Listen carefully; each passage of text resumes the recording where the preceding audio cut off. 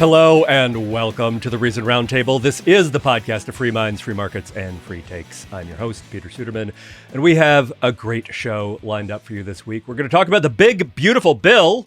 Is it in trouble? What are the holdups? What's in it? What's not in it? And then there's our nation's credit rating. It has been downgraded by Moody's. What does that say about our fiscal situationship? We're also going to look at the Supreme Court arguments over birthright citizenship, whether judges can block presidential policies nationwide. We're going to talk about Joe Biden's mental acuity. What was really going on during his presidency? Was it a cover-up? Who's responsible? What can be done? Joining me to talk about all of this and so much more are my illustrious colleagues, Katherine Mangu-Ward, Nick Gillespie, and Matthew Welch. Everyone say hello. Howdy. Hello, it's Matt. Got the full Matthew today. You're not Full my Matthew. mom yet. Did you ever think about going by Sue rather than Matt? No, that. but Or Matty? Okay. We're going to get Matty. to that. We're going to get to that later in the show. Happy Monday to everyone who enjoyed Star Wars Andor. I sure did. Good show, folks. We're going to talk about it a little bit more later. We will be right back after all of this. Hey, Reason Roundtable listeners, Peter Suderman here. Do you know a student looking for a transformative opportunity that supports the foundations of a free society? Reliance College invites students aged 16 to 24 to the 2025 Great Connection Seminar in Chicago from July 26th to August 2nd. This year's theme, Reason and Free Will, dives into timeless ideas from writers such as Thomas Jefferson, Ayn Rand, and Aristotle. Students can sharpen critical thinking skills in small dynamic groups, developing the intellectual tools needed to thrive in a free society. Outside the classroom, they will explore Chicago's vibrant culture, touring museums, trying improv comedy, and building lifelong personal connections. Parents, this program equips students to think, reason, and act independently. Go to reliancecollege.org/reason to learn more and apply. Registration is just $800, including room and board for the full week with scholarships available. Don't miss out. Visit reliancecollege.org/reason to learn more and apply. That's reliancecollege.org/reason to learn more and apply. Okay, so President Donald Trump promised us a big, beautiful bill. It was going to extend the individual tax cuts in the Tax Cuts and Jobs Act, maybe add some more tax breaks for things like tips and overtime wages, and it was going to make big cuts to the federal budget, help offset all of the tax cuts, and get our nation's fiscal house in order. Well, instead of a big, beautiful bill, now it looks like we have a big, beautiful bupkiss.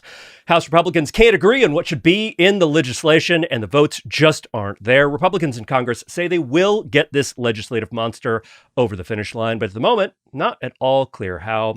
There's so much going on in this legislation, so much that is still unsettled and undecided. So I want to start today by just going around the panel, asking each of you to talk about one provision that jumped out to you that has been proposed or debated as part of this legislative package.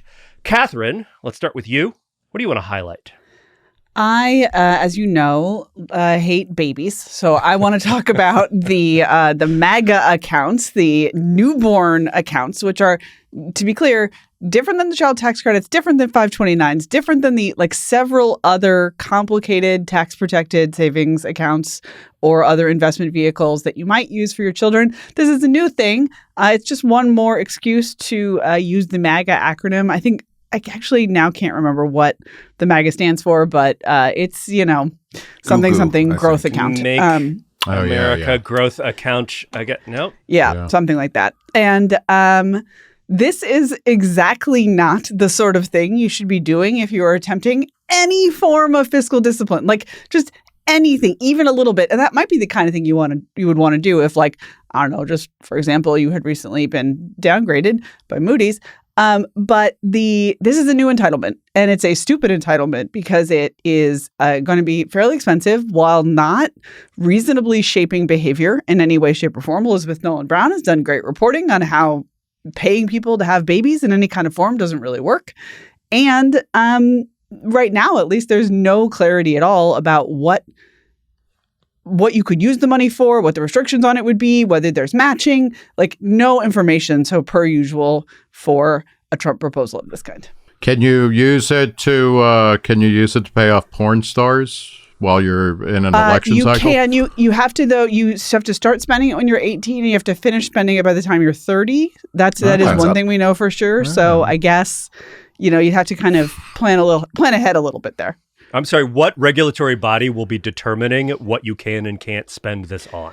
That's a great question. know? It's almost like maybe we shouldn't have big chunks of money that are sort of vaguely controlled by the feds with unclear requirements until the time comes to cash them out. But it's a growth account, so they get money that's attached to a baby, I guess, or a baby and their parents, right? And I don't mean literally attached, but it's like they it's actually owned just like by. staple the cash onto the baby.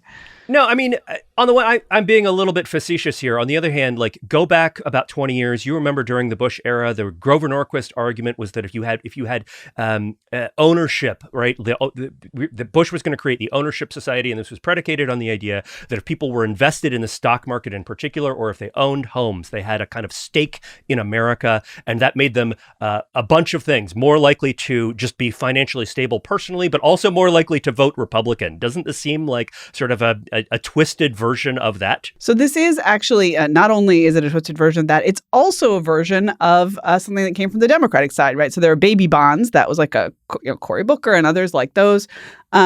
This is a very classic horseshoe thing where like everyone kind of likes babies and would like to subsidize babies. I find it quite unlikely that these accounts will in fact generate the kind of ownership society that Bush and all envisioned. And I just looked it up, and I want to say that the M in the MAGA accounts, I had blocked out what this stands for because it's so incredibly stupid. It's money account. It's a money account for growth and advancement is what it is. Wow. Get that in your ATM machine. It's a money account. Oh, man, I was really hoping that we would get like fare tickets or something, little arcade tokens, Nope. an account full No, of that'd them. be cool. I am now having a memory that somewhere, and I have no idea if they still exist, but I think I have a bunch of savings bonds. Did any of you get My savings grandmother, bond? oh my God, Donna Mangu, deeply committed to the savings bond. There was it like the little envelope, the special envelope I that found says them like, all hey, in an envelope. And I'd save them all, like you have to hold on to the piece of paper.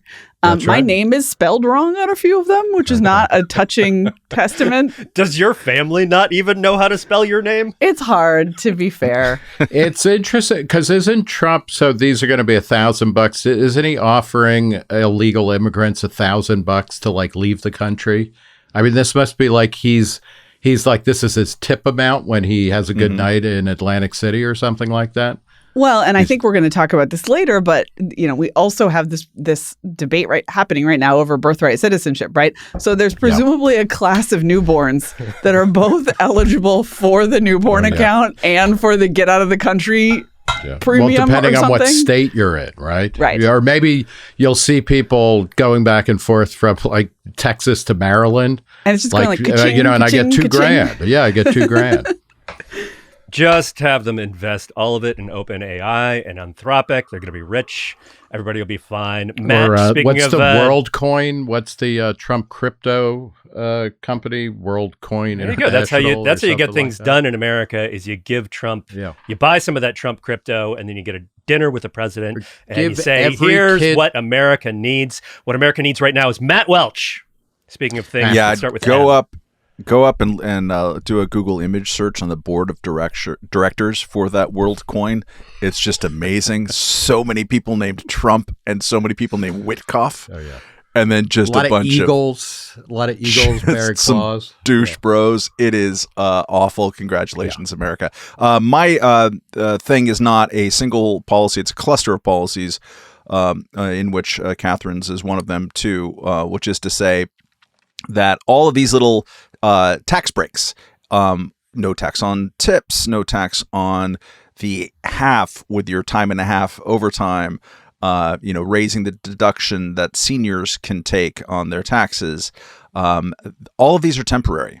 The temporariness of the tax cuts is interesting and is, I think, a symptom of the bad policy making on the fiscal level, economic level in Washington, D.C., and also on the Trump level. He likes to do things and make spur-of-the-moment whimsical changes in entire economic arrangements in the world.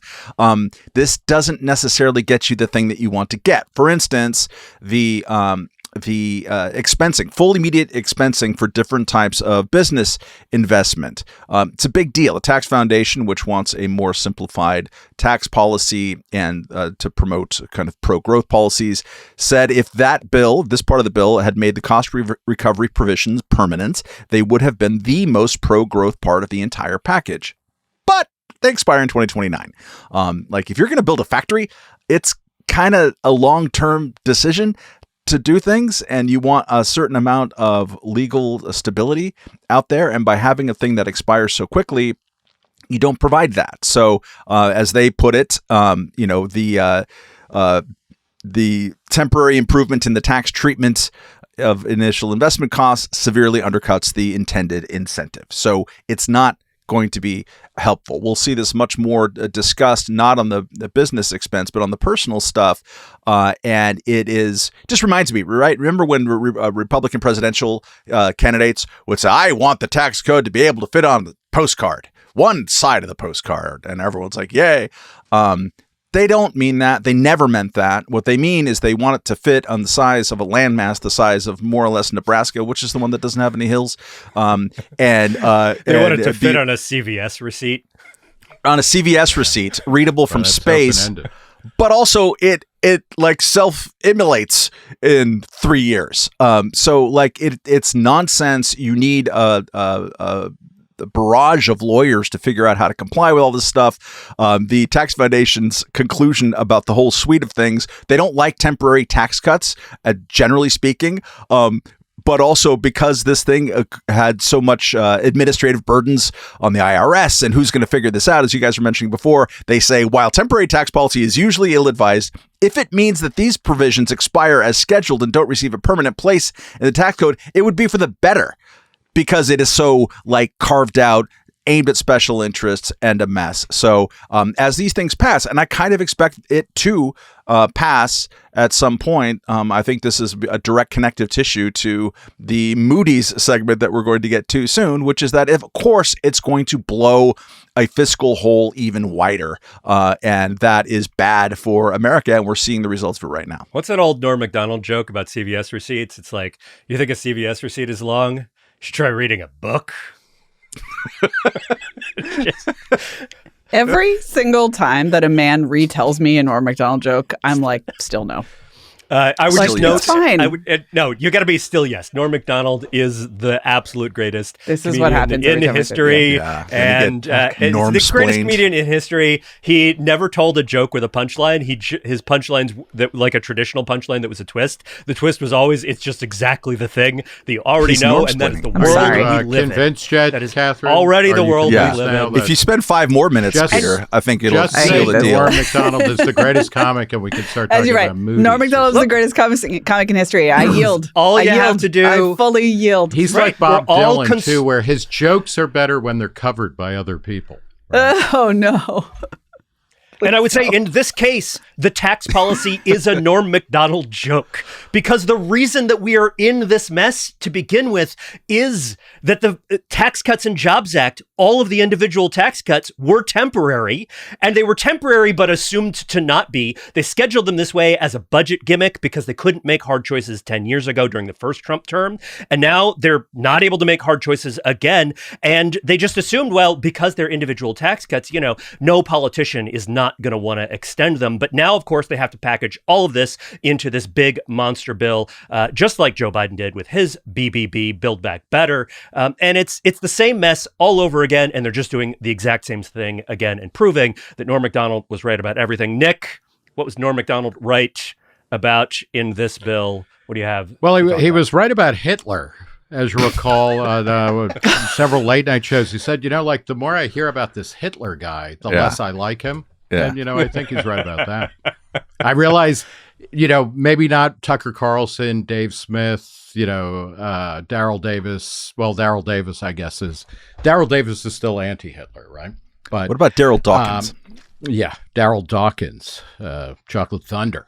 So what I'm talking about in the Build Back Better. Do you just call it the Big Back?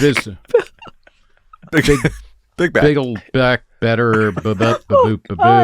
It's the SALT deductions, the deductions for state and local taxes. And I guess before I talk about that, one is that I hope that the taxes, taxes are not the problem right now. I mean, they can always be cleaner and better and lower. But, I would love to see a clean extension of the tax cuts that came in under Trump's first term. Generally speaking, they were better than what they replaced. I mean, they're not perfect or anything like that, but the problem is the spending, and also the revisions to the old tax cuts, because the old tax plans, they're not just going to extend them. And a case in point is the state and local tax deduction, or the SALT deduction.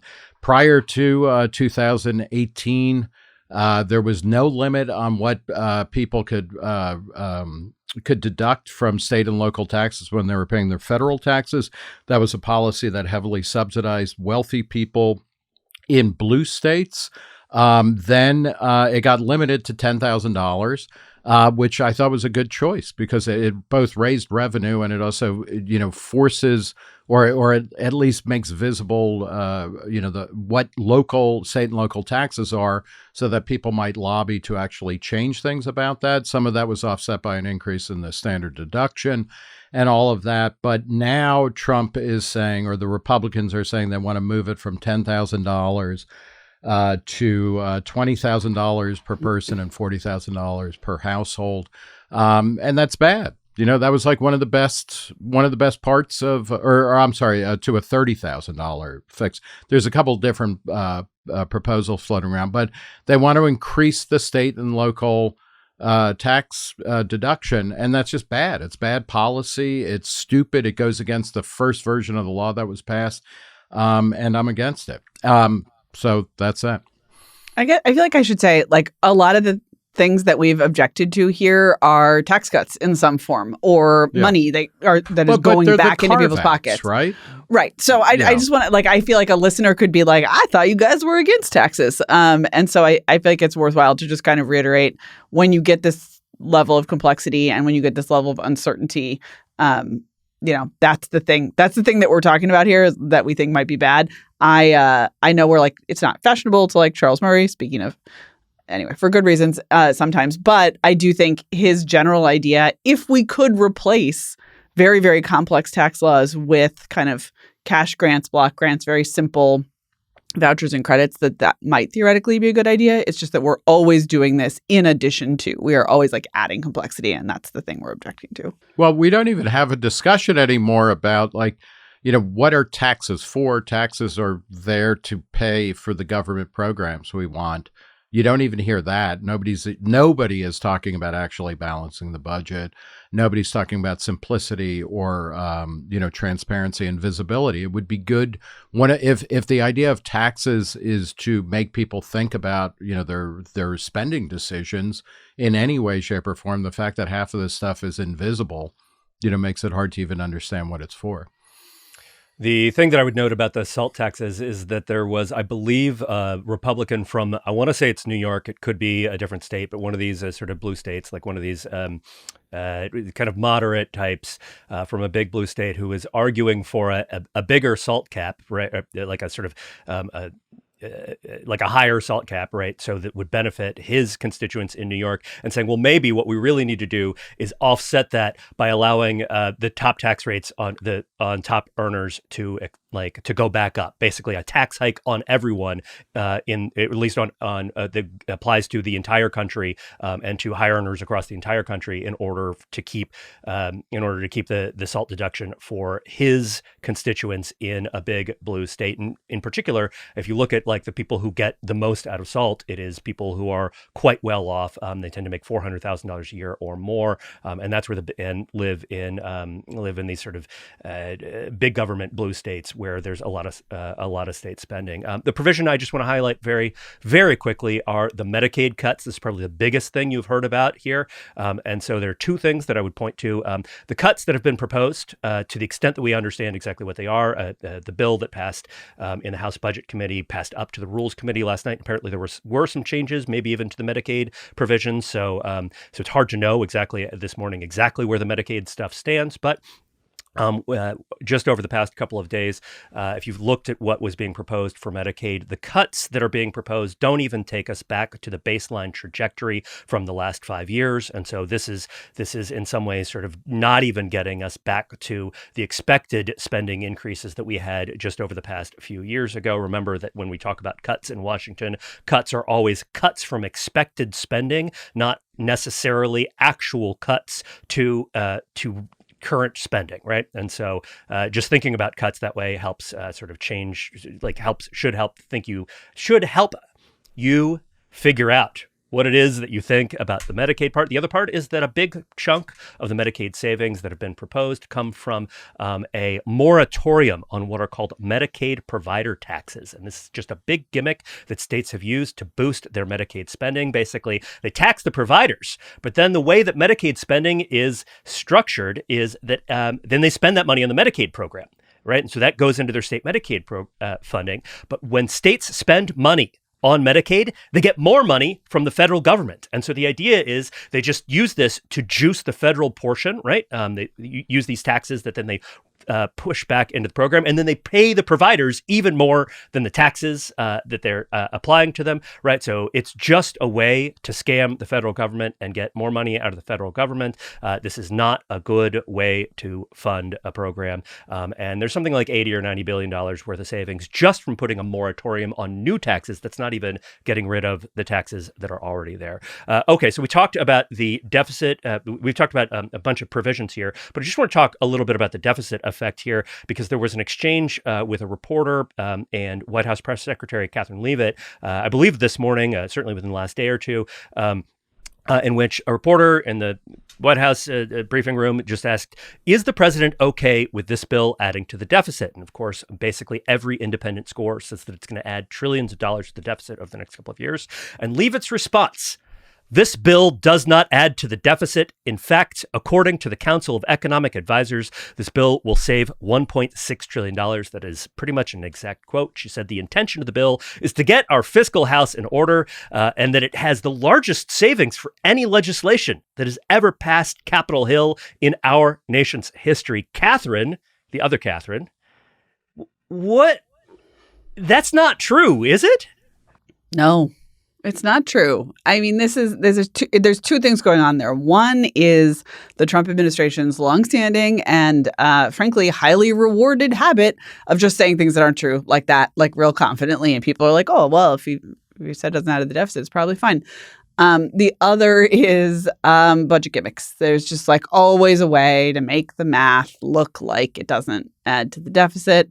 I almost think at this point we should just accept that those numbers are all lies and they always will be henceforth until we can figure out a better mechanism for creating transparency and truthfulness in those numbers. And I know that we have entities that do this, both nonprofits and quasi-governmental and governmental entities, but still all the numbers are lies. I'm sorry to say. All right, let's talk a little bit about the effects of this legislation on our nation's fiscal situationship. Is that what we've got with fiscal policy? I don't know. I don't even know what a situationship is. Leave that to the youngs. All right. So Moody's has downgraded the U.S. credit rating, pointing directly to current budget legislation. The quote from the Moody's report is, successive U.S. administrations and Congress have failed to agree on measures to reverse the trend of large annual fiscal deficits and growing interest costs. We do not believe that material multi-year reductions in mandatory spending and deficits will result from current fiscal proposals under consideration. Matt Welch, Moody says our credit isn't so good. Does this matter? Like Scott Bessent says it doesn't matter, right? He went around TV this weekend and was like, well, Saudi Arabia doesn't care. Qatar doesn't care. Why should we care? Do you care, Matt Welch? It's as if there are other people that are more important than Saudi Arabia and Qatar and their sovereign wealth funds and whatever they invest in Trump meme coins. No, it matters. And you see this with the especially the yield on 30-year treasuries right now, which have cracked north of 5%, which is a symbolic level that hasn't been seen too often. It was seen in 2023, and then the last time before that was in 2007. This is going to make the cost of borrowing higher for everybody. People who want to take out a mortgage, people who want to, reschedule or pay off $36+ trillion worth of debt in the near term, which the United States government has to do. So all of that debt service is going to be more expensive. We have already seen annual interest payments on the debt exceed our already bloated, larger than the rest of the world combined, almost defense and military spending as a line item. It's north of $1 trillion a year, and it's only going to continue going higher. We have in this country increased the national federal debt by 3.5 times in real terms over the last 25 years. It's gone from 10 trillion to 36 trillion. That is just a bipartisan self-own, an own goal, and nothing in what is in the BBB or whatever it's going to be called eventually does anything to touch this. The White House is lying about the increase in the deficit and debt. The Committee for Responsible Federal Budget is now estimating that the annual deficit, the gap between what the government takes in and what it spends, is going to be around $3 trillion. That's a next lot, right? decade. $3 trillion every single year. You're going to add $3 trillion, according to this thing that we're about ready to pass. I would imagine that we're going to see increased pressure on this. And I want to highlight one thing in one person, Stephen Moore, a longtime Heritage Foundation guy, a co-founder of the Club for Growth, which is about prudent growth forward tax policies and such. This was his response to the news. Moody's is now officially a political agency, not a credit rating agency. They downgraded America's credit rating from AAA under Trump, but before, when Biden spent $5 trillion and sent inflation to 9%, no problem at all. Trump's pro-growth tax cuts make America richer and reduce credit risk. You hack. You embarrassment, Stephen Moore. Come on. Remember past Stephen Moore. Stop it. Standard & Poor's downgraded the credit rating in 2011. Fitch downgraded theirs in 2023. Moody's, maybe they're a little bit late to the party. I'd say they're very late to the party, Matt Welch. But also, they're right. And you are not going to blame the refs your way out of this. Nick, let's switch gears just a little bit here and talk about something else going on in Washington at the Supreme Court, which last week heard an argument about birthright citizenship. The main issue before the court was not actually birthright citizenship in some ways, but nationwide injunctions, whether judges can, sort of basically local kind of circuit type judges can have rulings that apply to everywhere in the country, but on the merits. Let's start with the birthright citizenship thing here. Does the Trump administration have a case against birthright citizenship? No, I don't think so. And it's interesting, or it's telling rather, that they didn't go directly for the birthright citizen case. Instead, they're talking about state, national versus state state level injunctions, because it's pretty clear on the merits they're going to lose on the birthright citizenship stuff. Damon Root, who knows more about this certainly than I ever will, despite having been born in America before he was, so I should know more about it. Wrote a That's great how piece knowledge for of Reason. American government works. You just accumulate it over it's true. the longer it's like you're rings here. on a tree. It's I mean, what's the Disney movie about Pocahontas? That weeping willow grandma tree was smart because she was old. It's not like Wow. Didn't have that one on my bingo card for today's pod. Oh, yeah. That's one of the best movies, don't you think? And remember how the right freaked out about Pocahontas before they ever saw it? It was like the way that a bunch of Jewish commentators freaked out about Munich before it had been seen in theaters and saying, it's a disgusting tale of moral relativism. Some of the same people were doing that with Pocahontas. But... How Pocahontas is like Munich is the headline for this episode. You know what it's like, and Nick's just trying to paint with all the colors of the wind. Okay, that is absolutely right. That there's a scene that when the ship, when John Smith's ship sails into the bay and she sees it for the first time. It's a wonderful moment where she can't understand what it is and she thinks it's clouds. Did it crash into the Brooklyn Bridge? Just like a Norm Macdonald scenes from Disney's Pocahontas. To get back to birthright citizenship, though, and this is in Damon's piece. the people while it was being debated in Congress, which, we don't really talk about Congress anymore because it's been closed for repairs for like 60 years or something like that. But it's that dusty old place at one end of the mall where a bunch of really old fucking lazy pieces of shit show up to collect soup, like Navy bean soup every day and a paycheck. But it kind of really smells like pretzels. Oh, it's so bad. Yeah. Everything about Congress is bad, including the cafeteria. But the people debating it at the time were like, wait, you're saying like, the sponsors of this bill and this amendment that kind of instantiated birthright citizenship, you're saying like anybody who comes over here who doesn't belong here, if they have kids here, the children of Mongols will be citizens. And it's like, so everybody knows, like, birthright citizenship is instantiated in the Constitution. It was, unless you are the biggest fake originalist, which could well be the case, like there's no way that birthright citizenship is going to be overturned by the Supreme Court. And that's one of the reasons why the Trump administration is talking more about like, do these lower judges, they don't even really count. They're practically from Canada, to bring it back to Norm Macdonald. Like, their rulings don't count. The only ones that count are the Supreme Court rulings, and the only Supreme Court justices who count are the ones appointed by Trump who still vote for whatever Trump wanted, because everybody's getting on Amy Coney Barrett's case because she seems to actually have an independent mind. So I think I've answered that question. Yeah, a lot of questions to answer. It was a journey. Yeah. Katherine, let's take this journey a little further and talk about the nationwide injunction question. There's sort of two competing arguments here. Some say that the nationwide injunctions are the only way to preserve the Constitution, deal with Trump's kind of rapid fire illegality, right? He's just doing so much stuff, and the only way to respond is just to say stop and slow it down, and every judge needs to have that power, more or less. And then others argue that this is akin to judges making law. Where do you come down? How do you sort of see this argument playing out? Yeah, I mean, I do think both sides are right, which is an annoying answer. I put myself in the position, though, mostly of the Supreme Court justices who recognize that in the absence of empowering or kind of allowing lower court judges to make these decisions, it's all coming to the Supreme Court, right? Because it's not as if Congress is going to do it. It's not as if the executive is going to be like, oh, sorry, my bad. I think I will now be bound by the Constitution henceforth.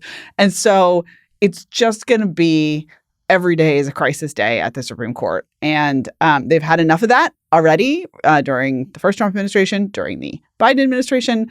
And I can just imagine them like thinking about their workflow. Like, being a Supreme Court justice is like a pretty good gig. You get to take whatever you want in terms of cases. But every now and then something gets really critical and you got to kind of jump on it. They don't like those days any more than anyone else likes a crisis day at work. So I see this as being like a, this is like an org chart problem for them. And just to point out, they only work 36 weeks a year. Yeah, it's a great gig. They're not trying to mess it up. Yeah, maybe we don't want to increase the number of justices around at any one point, but maybe there should be like two squads they could work 2 36-week periods each. That'd be 72 weeks shift a year. Work. That would be good. But if they do shift work and then they end up working overtime, that overtime is no longer taxable. Right. So they're gonna have to work on that. And like that doesn't even get into tipping.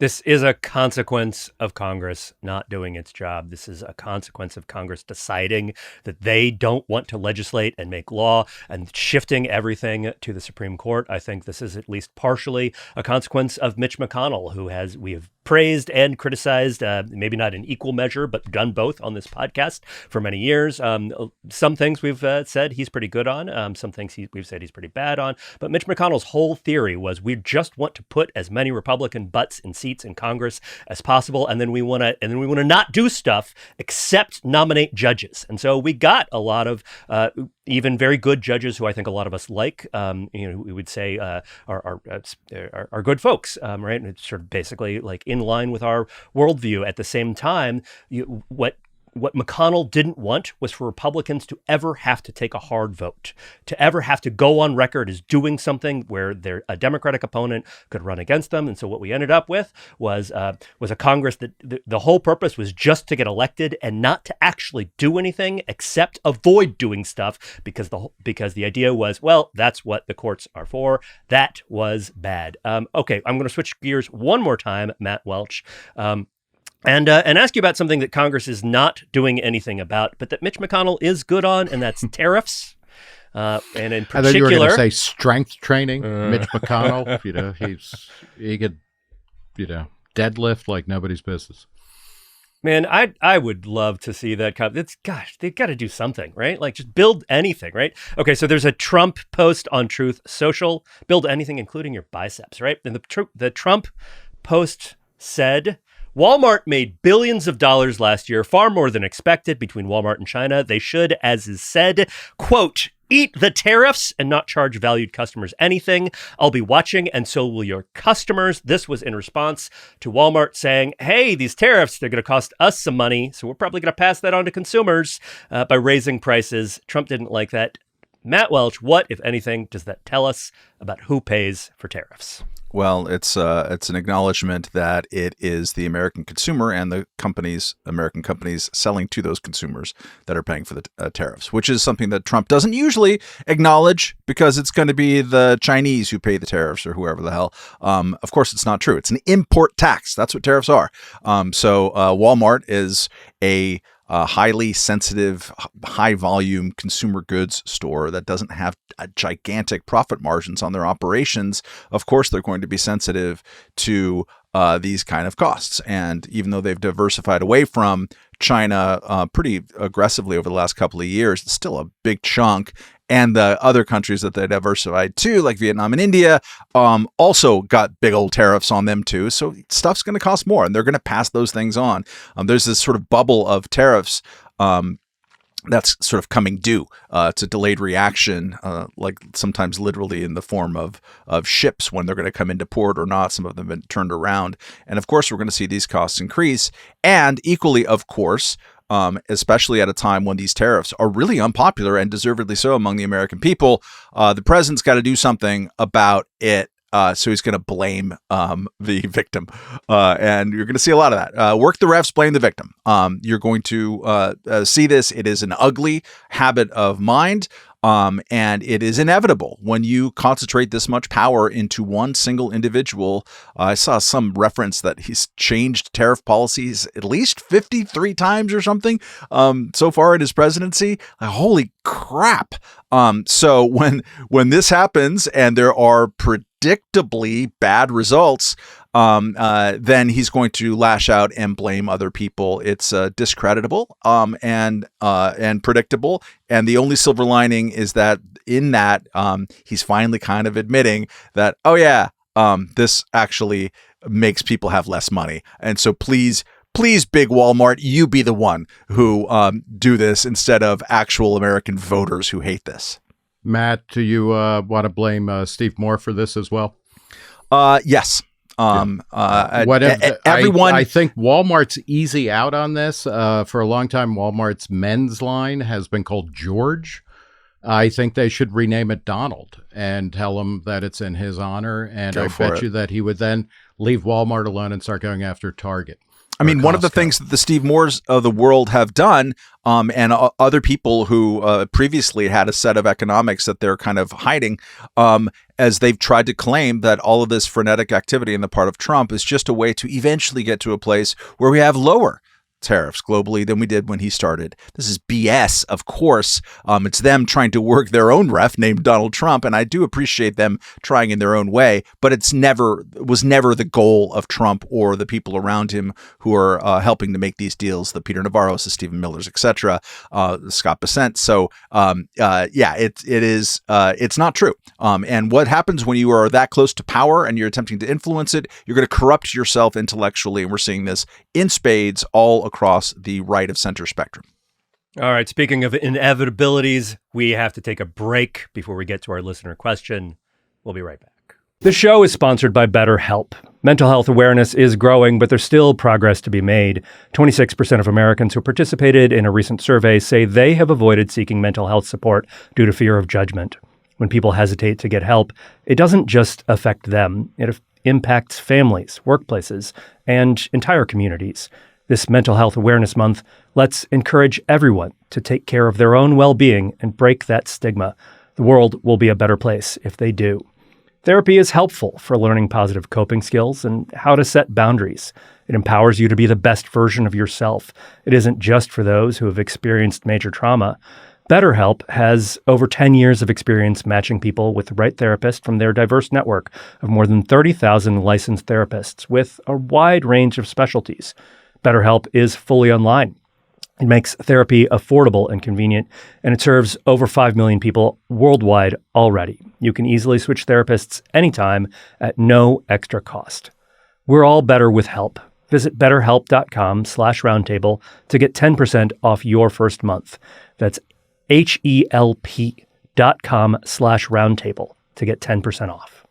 Okay, our listener question comes from Duel, pronounced like Duel, who writes that recently many people have questioned whether it is even a good idea to study and publish info on trade surpluses and deficits because some believe it gives protectionists data that can be manipulated to make arguments against trade. Scott Lincecum made a convincing argument that the data is also important for making arguments for trade. My question is, should we consider the same on data about economic inequality?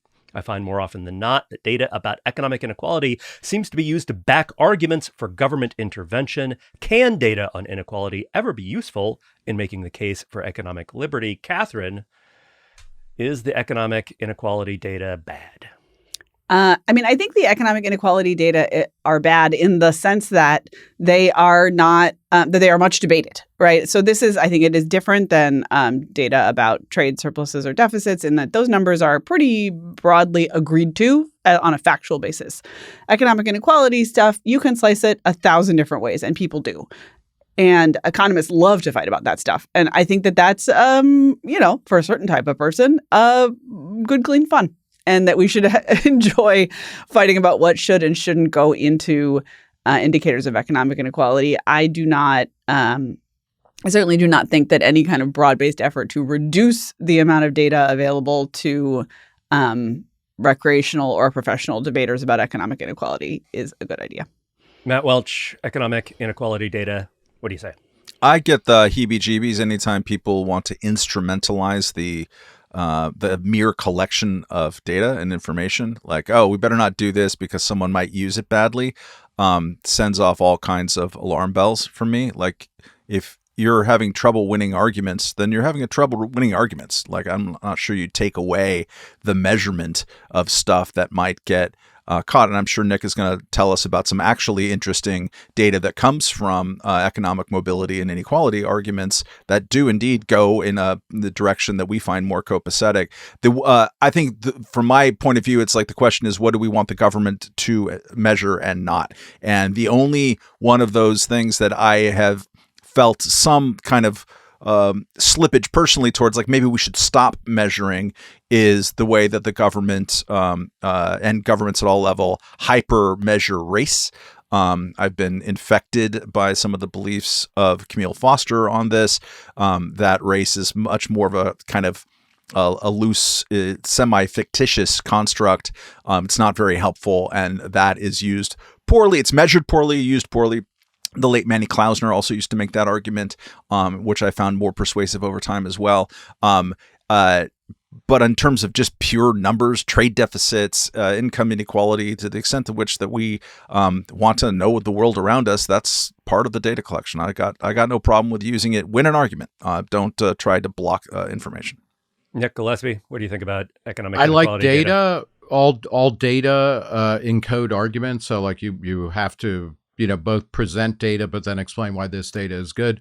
When it comes to inequality within countries or economies, the Gini coefficient is fairly non-controversial as a way of measuring it.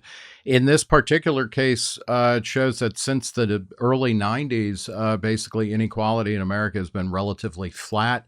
When you factor in, when you do the Gini coefficient after tax and transfers, it gets reduced even lower. So just in this particular case, one good arguing point is if people say inequality is worse now than it's ever been, you have a data point that suggests otherwise. And that might be the beginning of having a conversation about what any of this means or whether or not inequality matters, because there are strong arguments, not just from a libertarian point of view or a free market point of view, that inequality in an economy is not a particularly important fact. And in most thriving economies, you want to see widely varying outcomes for many different reasons and things like that. But just to echo what Katherine and Matt, I think, were both saying, is that data is useful. It's always fascinating, and I'm sure we've all heard this, of saying that you don't win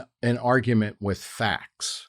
And I kind of understand that. And then on another level, I don't know, because I know during all of there were a ton of social panics during the 90s, and it became kind of an interesting way to rebut people when they would say that, there was more crime than ever. And it's no, actually, all of the agreed upon data suggests that crime after a certain point was going down, or that people who watch a lot of TV do not commit crime, or, rapists, or most people who watch porn do not become rapists.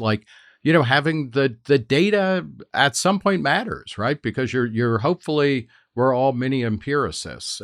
So I don't see any reason to try and get rid of the data, even as it's always complicated and contested. I'm in favor of data, one of the great Star Trek The Next Generation characters.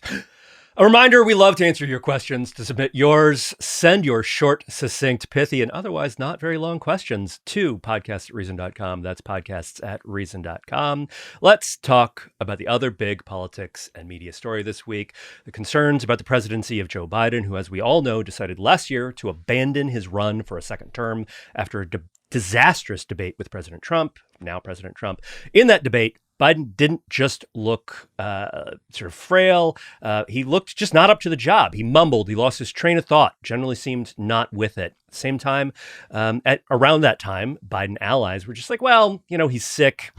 It's just one bad night. But then there was subsequent reporting last year indicated he was having a lot of bad nights, a lot of bad days. And a new book from journalists Jake Tapper and Alex Thompson, Original Sin, reports that Biden's advisors knew he was in decline long before that debate, basically covered it up with the help of a friendly media. We should also note, before we start the segment, that yesterday the Biden family announced that the former president has been diagnosed with what they call an aggressive form of prostate cancer. Wish the best for him and for his health, for a swift recovery. But let's talk about this. Katherine, there is a piece in The Atlantic on the book, which comes out tomorrow. I don't think any of us have actually read the book yet. Has anybody here read it? Matt, have you? Just excerpts. Read the thing, right? So there have been excerpts that have been published and there's been coverage. So we should say we haven't read the whole book yet. But there's a piece in The Atlantic on the book that just has this bit from the book in which an anonymous Democratic insider says 5 people were running the country and Joe Biden was at best a senior member of the board. This was a political cover-up, right? I mean, this was how, is there another way to think about this? Is there some justification? I mean, I think the justification that these people gave themselves is that the stakes were so high that even a very, very, very compromised, very debilitated Joe Biden was still better than the alternative. And a lot of our politics over the last few years have been downstream from that idea, right? Just anything is okay as long as it's not Trump. And I think that's a pretty high burden of proof. And we are seeing, as this information comes out about Biden, that the compromise was a bigger compromise than I think most Americans would have been willing to make. Matt, this was also a media story. I think that's one of the big thrusts of the Thompson and Tapper book, is that the media just blew it. A lot of legacy media, mainstream outlets seemed determined to seemed determined to provide cover for Biden, or at least to just take what was given to them from the White House press office and repeat it uncritically. What do you think? Like, how do you sort of process the media part of this? Like, what role is it playing in our public debates? What happened? And then what are the consequences of it? 12 months ago, right? So this is, 3.5 months after Robert Hur came out and said, I'm not going to prosecute Biden in the documents handling case because I don't think a jury would convict him. They'd see him as a kindly old man who doesn't really remember much. Not exact quote, but that's the gist. And so 3.5 months after that, and after the waves of reporting post Robert Hur that kind of started peeling this back even more by the Wall Street Journal, especially, also by the New York Times, also by Alex Thompson at Axios, who's the co-author of this book with Jake Tapper. So 3.5 months after all of that, there was a widespread media story about how video of Joe Biden being confused on stage, having to be led off in this direction, being clearly just sort of out of it, were cheap fakes. Right-wing, deceptively edited videos, cheap fakes out there. There was confident chest thumping by the Oliver Darcys of CNN's of the world. Doug Harwood, go back and read his tweets and commentary, like sharp as attack. Joe Scarborough from MSNBC. A lot of people out there were actively running interference for the president, gaslighting the American. I don't like that word. And that's what they were doing. I mean, we had a majority of Americans, almost super majority of Americans, and a majority of Democrats prior to 2024 were saying, yeah, Biden's too old, man. He's slipping, because it was obvious. So to engage in all of this, even in the wake of the Robert Hur thing, even in the wake of knowing that there was a thing called Operation Bubble Wrap, reporting had revealed at the New York Times that that's what they were calling it, bubble wrap of the president, that Dr. Jill Biden, who is a villain in this story, an absolute villain. Imagine your spouse knowing how feeble you are, saying, no, he's great, and let's have him run again. Dr. Jill Biden, from I think 2022 on, made sure that no matter where he was, there was someone to lead him off stage because she didn't want the look of him being confused again. They crafted special shoes for him. Steven Spielberg and Jeffrey Katzenberg were like, okay, let's change his microphone so we can hear him better. So when he's doing his thing, we can't really understand him, man. That it sounds better. Holy crap. This is a media story, a media failure, a cover-up, and people should be dissecting that aspect of it, as they should in light of the news about the prostate cancer, keeping in mind now that the president's annual checkup, I think in February of 2024, they declined. They said, we don't really need to do that memory test that Donald Trump always brags about doing. A memory test, which I've seen, my father did it once, and you ask your dad, when were you born? It's like, I don't know, 1982. Like, it's just, if that information would have come out public, it would have been over probably, because I don't think that he would have performed well on that test. If the Robert Hur audio tape, which was released about 24 hours before we hear about the prostate cancer, if that had been released anytime in 2024, there's no way in hell he could have run, and all this interference wouldn't have been successful. This is a catastrophic media performance, really is, and there's many exceptions to it. But the fact that there were so many people who were doing bad reporting, attacking other people, telling them what they're seeing with their own eyes is not true, is just really shameful. And it's it might be the kind of the final nail in the coffin of just profound disaffection among consumers in believing anything that the media tells them. Matt Welch, before we move on to Nick here, I do want to just read you a headline from one of your favorite journalists, the media critic and former ombudsman, public editor of the New York Times. She's the best. Margaret Sullivan, who now writes for The Guardian. And on Saturday, after a lot of this stuff started to come out, she wrote a piece for The Guardian with a headline, "Yes, the media's Biden coverage was flawed, but its reporting on Trump was far worse." Mm-hmm. Yeah. Just how do you react to that? Is that... it's good work if you can get it. It's awful. She carried water in real time. couldn't believe the media overreaction to Joe Biden's so-called like memory problems. She was and has been part of the problem. And this is what happens when you like start enthusing for a pro-democracy beat, as she was thumping the tub for a really long time. You confuse your political outcomes, which is to dethrone Donald Trump, with being in charge of democracy. What did we just have? We had 5 strangers. We had Ron Klain, like running the government for 2 or 3 years. What the hell? That is not really good democracy. The person that we elected wasn't running the country, and your pro-democracy beat is to hide that news and then to say, well, how come we're not saying that Trump is old? My God, look in the mirror. That is just a shameful and predictable performance of one of the worst figures in public journalism in this country. Just like it's probably worth, I have not done this, but it's almost certainly worth going back through and looking at all the people who have complained that no one elected Elon Musk, that like that's not democracy, that how many of those people were defending what ended up being the Ron Klain and co presidency, in which no one elected Ron Klain and Stephen Donnellan and all of the rest of these advisors who were at the top, who were basically running the White House when Joe Biden couldn't. Nick, I want to ask you a specific question here. So let's go back a number of years. I was born in 1963. There's not that many years. Let's go back actually to January 6th. Yes, that January 6th. In the aftermath of the January 6th, whatever we're going to riot or whatever we're going to call it at the Capitol, you said something. I may be misquoting you slightly, but I'm pretty sure that the word you used for Donald Trump was that he is unfit to be president. There's some caveats. It wasn't just he's flatly unfit and that's it. But I'm pretty sure you said he is unfit in a certain way. How do you sort of, first of all, how do you kind of process then? Like you're somebody who's like, who is defending Biden, not you are, but like the people who defended Biden were, I think, had in their heads that the alternative was someone who was deeply unfit to be president, and that like Ron Klain and the advisors there, you know what? They weren't elected, but they were appointed by the guy who was elected. And this was a good way to kind of defend the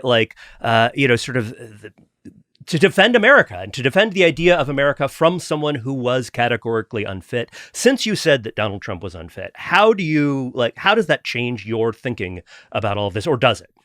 Well, I think that I said that it was a disqualifying act, the way that he acted on January 6th. So it's a little bit different. His behavior, and it's not Donald Trump's mental state, although I think he's losing his marbles, and I'll get to why that's important in a second. But it is deeply troubling. I didn't vote for Trump. I'm not a never Trumper, and there's some of the things that he's doing and some of the appointments he's made that I think are good. And I think still it's better that Donald Trump got elected than Kamala Harris, if only because it is going to speed up the transition to what comes next, which cannot be Joe Biden or Donald Trump. It is beyond disturbing for all of the reasons that Matt was talking about with the media, that we had in a unbelievably robust amount of people in the media who were either lying, just outright lying, or what I think is more likely is they were lying to themselves, because they knew what it meant to say that Joe Biden was just bananas at this point. Then that meant that everything had to change and Trump was probably going to get reelected. They couldn't countenance that, so they were lying to themselves. That's my read of that. What's more important is the people in the government who were around Joe Biden. I think it's kind of fake to say, oh, well, these unelected advisors, because they're always running the government in a profound way. And I don't think there's any reason to believe that anything that came out of the Biden White House once Dr. Jill had kind of become the Edith Wilson of the 21st century and was calling all the shots, I don't think anything that came out of his office was something he wouldn't have pushed for. It doesn't mean we should know when the president's brain is missing. Like, yeah, that's actually a high order thing. And I think it's really important. And this is something that we have become so nihilistic about politics that we would say, well, of course his advisors are going to lie about it and they're going to cover it up and they're going to hush it up because, that's what they should do. And it's like, no, actually, there is a history in America, some of it modeled in John F. Kennedy's ghost-written Pulitzer Prize-winning book, Profiles in Courage, where politicians and people in power said, no, I'm going to do what's right rather than what is expedient. And I think we need to get back to that, and we have to hold the people responsible for shielding this within the Biden administration. We need a Truth and Reconciliation Commission. I don't care. I don't want them to go to jail or anything, but we should fully understand that. And I suspect that the original Sin book is a beginning of that. I think people in the media need to understand this. And then, it is hard to digest. Like I've written, going back to 2000, whenever it was, I guess 2008 or 2000 or the beginning of 2009, when Bush left office, is when I first started looking at the effect of moving from a high trust society to a low trust society, the effect that has on everything. Like we need to digest this as a country to know that we had a president who was mentally incompetent in office for a number of years. That is a terrifying apparition. And media and government are already in the single digits in terms of approval, rightly so for all sorts of reasons. But we need to understand exactly what that means in a nonpartisan way and then start building back from that, because it can't happen again. And this is what worries me about Trump. And this isn't whataboutism, but it's, there is Trump is ancient. Trump, everybody who knows Trump will admit that, like, compared to even 5 years ago, he is slowing down. Like, this is the upper age, the longevity treatments, the Brian Johnson kind of, erection measurement tools haven't gone mainstream enough where we know, that old people at this level can compute stuff the way that they need to. We need to be talking about this a lot, and not in partisan ways, because that's all this is going to be played for. And you can see that. And we need to get beyond partisanship if we are not going to have an endless procession of kind of like malfunctioning robots in the White House. Every now and then, I just stop and think that it was Joe Biden and Donald Trump, and now Donald Trump again, who had access to the biggest nuclear arsenal in the planet. They had the nuclear codes and the final authority, and it's kind of terrifying. Okay, let's talk about something that's not as terrifying, our cultural recommendations, what we've been watching, reading, and otherwise consuming. Matt Welch, let's start with you. So I've said here on this podcast in the past that the world does not need a single another word spoken about the Beatles, which is a rock group from Liverpool, England. I think that I was lying. It's to protect myself. You're not supposed to lie on the podcast, aren't you? For journalistic integrity and transparency. Didn't we just talk about that? Come at me, bro. No, I've been disproven by a remarkable book by Ian Leslie called John and Paul: A Love Story in Songs. He starts from the presupposition that maybe not everybody would agree with, but the way that he states it, I found it kind of convincing, was that, 1,000 years from now, what are they going to remember about our culture? The Beatles. The Beatles is likely to be on that list, just the way that Shakespeare is on that list now. And he didn't say this, but, you could say the Iliad and the Odyssey or Gilgamesh or whatever, some of the classic works of art out there. And what he does is make the case that this sort of incredible thing that exploded, the nuclear core of that creative process was this intense, romantic in sort of the classical sense, combative, professional, personal relationship between these two people who co-wrote many of the songs and wrote their own bits too, Lennon and McCartney, John Lennon and Paul McCartney. And he goes through that relationship and he traces it, and he also traces it through the actual songs and what they were saying and how they were done, on how they were structured. And he writes that from a position of really understanding music in a way that I found very interesting. Ian Leslie, he writes about psychology and like, I don't know, serial killers, but like serial liars desires. Traditionally, he came to prominence in Beatle lore during the pandemic. I think it was after the Get Back documentary came out, which itself was a very interesting kind of revelation about this band. He wrote this long, I think, Substack post that went really viral. It's like 64 reasons why Paul McCartney is awesome, more or less. And I remember reading it at the time, and I probably even suggested it as a cultural recommendation. Like, there was incredible amounts of insight, and it's also a corrective of a thing. And that thing is that in around 1970, John Lennon seized the kind of dominant narrative of what happened with the Beatles and with the breakup of the Beatles, because he just did 1,000 interviews with gullible rock critics like Jan Wenner, and then with Dick Cavett and other people. And kind of Paul went out and smoked pot and made weird records. So he dominated that narrative in the sense of, and also in a way that flattered the kind of cultural biases of those rock critics. And then after John Lennon is killed in 1980, he becomes sort of the sainted figure. And so most of the discourse about the Beatles is you got to choose between one of the two and all of that. And he says, no, just like, let's talk about that actual partnership and relationship as the building block of it, and then sort of explore it. We can't really know it, but let's try to know it better. And boy, you know it a lot better. I found myself choking with sobs several times reading a book about the Beatles, which might say more about me, but I've seen a lot of commentary from people out there. Nick Gillespie, stop it. I'm not going to scoff at your Yoko revisionism here in a second. It's not revisionism, but see? I wasn't weeping. Well, some of us are in touch with our feelings, Nick. Yes, we are, Matt. Well, yes, but I've seen people say, who could give a rip about the Beatles, like the Catherines of the world, who read the book and found it revelatory too. It's a very interesting, corrective celebration, examination of a profoundly culturally interesting and creatively interesting relationship. I can't recommend it high enough. It's the best book I've read in 5 years. Nick, what Matt, if I may products?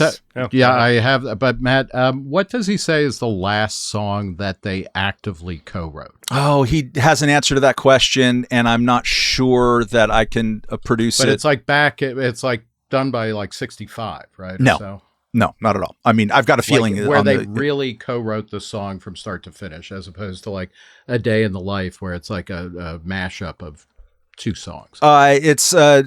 It's beyond the purview. I don't have it. 65 is not the correct answer for that. Okay. Nick, do you have a Beatles related cultural recommendation that's going to make us cry? Yes and no, because what I read was it's a new biography of Yoko Ono by David Sheff, who is probably best known for writing Beautiful Boy, which was a deeply affecting memoir of addiction, of his son's addiction, that was made into a decent movie. And his son, the addict, also had a best-selling memoir, which is like kind of amazing when you think about it. Like, if you both get best-selling memoirs out of addiction, I'm just wondering why the mother hasn't rushed to print yet. But Yoko, the Yoko biography is great, and part of it is because it fleshes out Yoko to the extent that many people know her.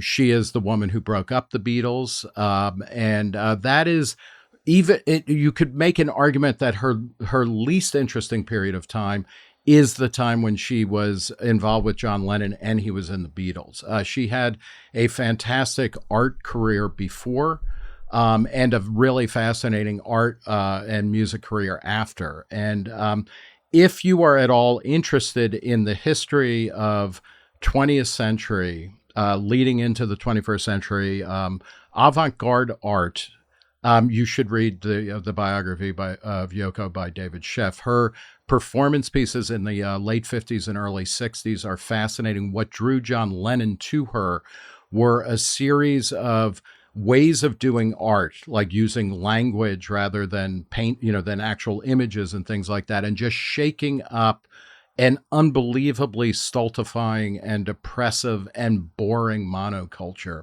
into something totally bizarre. Her life story is amazing. She was born effectively into Japanese aristocracy. She was, very upper class. At a certain point after World War II, during and after World War II, she was living in a village where the roofs of the buildings had been destroyed, which is one of the reasons why in her work and a lot of John Lennon's, the idea of clouds and sky being open and seeing it. I mean, it comes from that. And she ended up having a profound influence on art, kind of avant-garde art, and then popular art through her collaborations with John Lennon, who didn't give her as much credit as he should have. Before he died, he did. But Yoko Ono is one of the great change agents. And, she may not be the person 1,000 years from now that people are like, oh yeah, I remember that. But her influence is all over stuff that it's hard to understand. And without her, the Beatles would have been a much more boring band. They would have been less consequential, but more importantly, like our popular culture would have been much, much less interesting if not for the intervention of this insane, avant-garde, weird, and wonderful apparition. Katherine, I assume you've just been listening to Revolver on repeat for the last week? I don't know what that means. I read... It's a Beatles album. It's a Beatles album. I read Everything is Tuberculosis by John Green. This is John Green of Fault in Our Stars fame, also the Anthropocene Reviewed, both the book and the podcast, which I've recommended here. I didn't actually read it. I listened to it because he's good at narrating stuff, and I enjoyed it a lot. The thesis of this book is basically tuberculosis is so pervasive in our world and in our culture that it has sort of yielded all kinds of things, including World War I. The Archduke Ferdinand's assassins were 19-year-old tubercular teenagers with nothing to lose. Also, the state of New Mexico and the Beatles. Ringo Starr learned to drum in a tuberculosis sanitarium. You're welcome, boomers. Wait, Thank really? you, TB. Tuberculosis is responsible for the Beatles. Yep. Okay. For the now just want to do anyway. an entire podcast about that, but we're not going to. We're going to Ringo also had rickets. He was just a mess of childhood, diseases. And, there's some like blighty. Ringo Starr apologetics, I guess, in this book as well. I don't have any opinions about that, but maybe y'all do. All right. Since you raise the topic of messes of our childhood, I watched Star Wars, the new series, Andor, the second season. It is the best Star Wars. It is the thing that I've been waiting for since I was 6 years old and I didn't even know it. It is by far, it is like I'm nearly ready to retract almost all of my criticisms of Kathleen Kennedy and the way she has in many ways mismanaged the franchise, because she let Tony Gilroy, the guy who wrote the Bourne films, and Michael Clayton directed, also Michael Clayton. She let that guy just make a Star Wars, and it's so good. It's like, I don't know how to, there were just moments when I just sort of like I almost like broke down in tears because it was so good, but because there were like actual scenes, there were just like two people talking about stuff in the way that like, sort of going back and forth about like the things they wanted in the world and their feelings and like sort of how the world works and like having ideas, like these were dramatic scenes, and you just don't see that on television all that often these days, especially in genre shows. I've been watching a lot of genre shows recently. I watched The Penguin. I watched part of the Dune show. I've been watching The Last of Us, right? All these kind of spin-off programs that are on TV now, and some of them are pretty good. I think The Last of Us in particular, but Star Wars Andor just blows all of them away. It is so smart, so adult, and it is a show with a lot of kind of libertarian themes, because it is a show about how the Empire, sure, it was evil because whatever, there's like an Emperor Palpatine who's like got magic laser fingers and Darth Vader and all that, but you never see any of that in this show. There's basically no force in the show. Instead, the evil comes from the bureaucracy. And that's this like the big idea of the show is it's a prequel to Star Wars Rogue One. Star Wars Rogue One is itself a prequel to the very first Star Wars movie, and and Rogue One is about getting the Death Star plans that become important, of course, to A New Hope. But this is a prequel to like how the rebellion came together to come up with a plan to get the Death Star plans. And part of the way that the rebellion comes together is that they are all crushed under the thumb, under the just like the absolute evil of the imperial bureaucracy. And that doesn't mean that the rebellion is pure and good and great on their own. They're like a bunch of ragtag rebels who are sort of united by an idea of by a hatred of this massive bureaucracy. But some of them are also kind of doing bad stuff, and they don't agree on their own methods and sort of exactly what they're going for. And so it's just this incredibly smart show about how bureaucracy crushes people, about like the ways that bureaucracy enables awful behavior. There is a sort of attempted rape sequence in the first arc of this of the second season here. That's just like, yes, this is in fact how government officials who are unbounded, who just believe that in their own power and like don't view people as having intrinsic rights, like this is what they're going to end up doing. And so it is this fantastic exploration of like what underlies Star Wars, what makes the Empire evil. It's not just that that Darth Vader carries a red lightsaber. It is that the Empire is this giant government bureaucracy that does not care for individuals, for individual cultures, for the rights of the people that it is governing. And so to see that played out, and to see that played out so smartly from a guy who really takes, I think, writing and drama and like the ideas of writing and drama and sort of the fundamentals and the craftsmanship of it really seriously. It's also just gorgeous. It's this great looking show. I just love the kind of the design of it.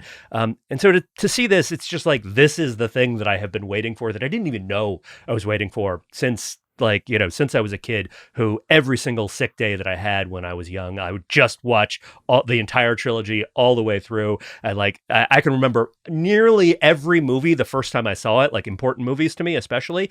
I can't remember when I first saw Star Wars. Like, I have always known that Darth Vader is Luke's father, is like, it's part of my DNA in some way. And so this is just like my favorite thing that I've watched in so long. Star Wars Andor, cannot recommend it enough. I could do an entire hour-long monologue on it, but I'll save that. I think you just did. Yep, I will save that for a bonus episode.